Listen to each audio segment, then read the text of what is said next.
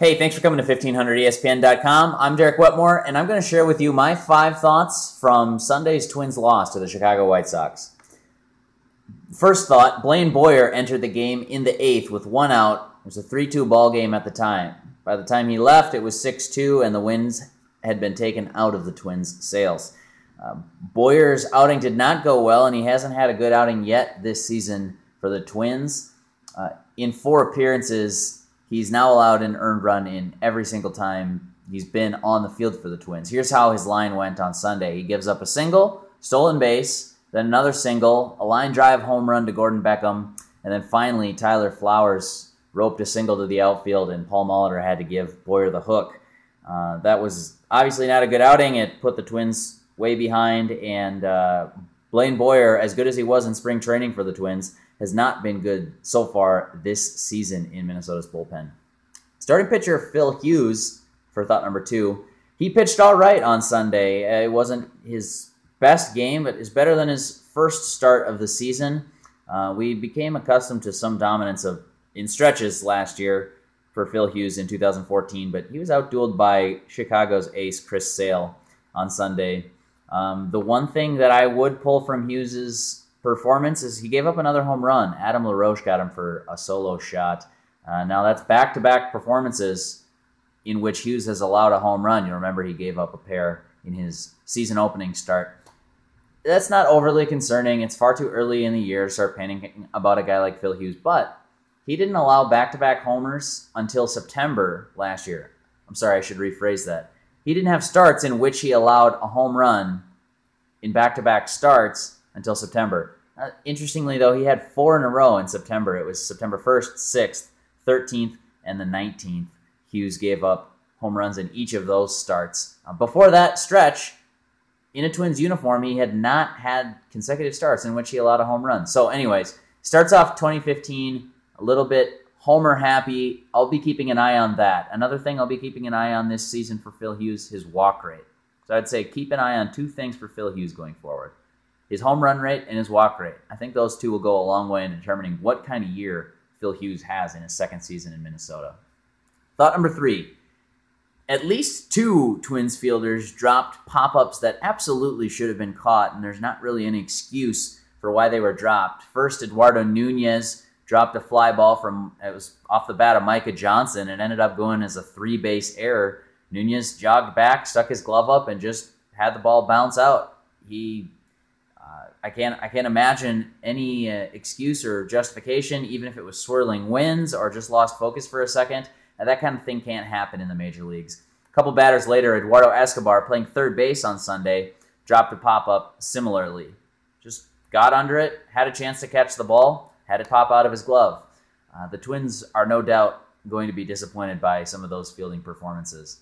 I'll keep my eye on it going forward. I guess I don't expect it to be a trend with this team, but certainly problematic on Sunday. Even if it didn't directly cost the Twins runs, you never like to be giving teams extra outs, and that's what the Twins did on a number of occasions on Sunday to the White Sox. Thought number 4 also involves Eduardo Nunez. This experiment putting him in left field, kind of carrying over from last season. You remember Ron Gardenhire liked to use Eduardo Nunez not only at shortstop, which is his position, but also at some third base, and played some left field just because the Twins needed bodies out in the outfield and they had Nunez on their roster. They decided to go ahead and throw him out there.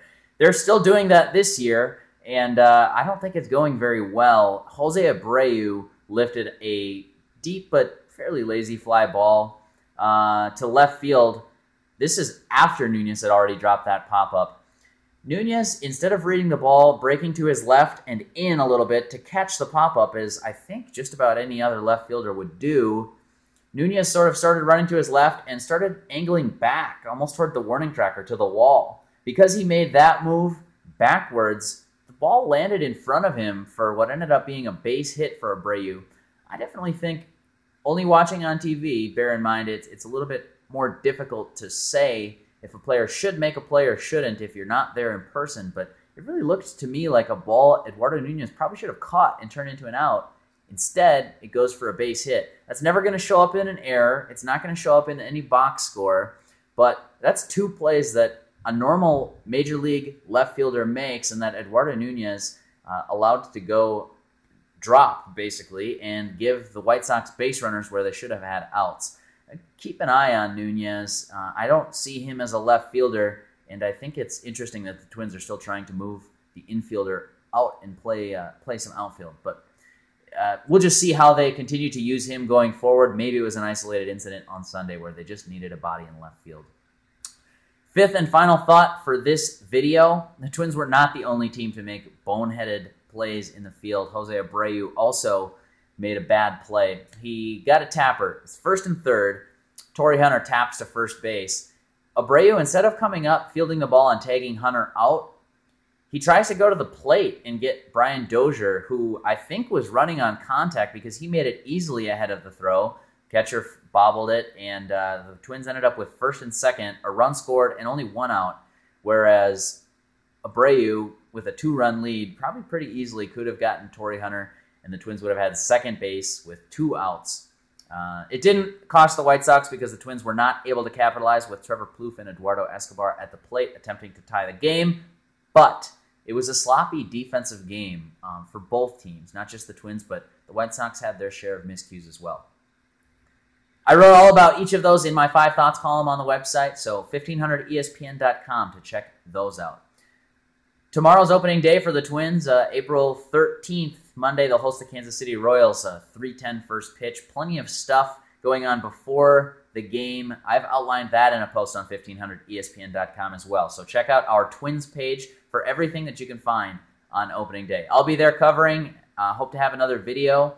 And check out the Touch 'Em All podcast. Phil Mackey and I are recording that Sunday evening, and there will be episode number 3 on 1500ESPN.com by the time you're watching this video, probably. So that'll do it for this video. Thanks for coming to the website, and thanks for checking out all our Twins coverage this year. Until next time, I'm Derek Wetmore. We'll catch you later.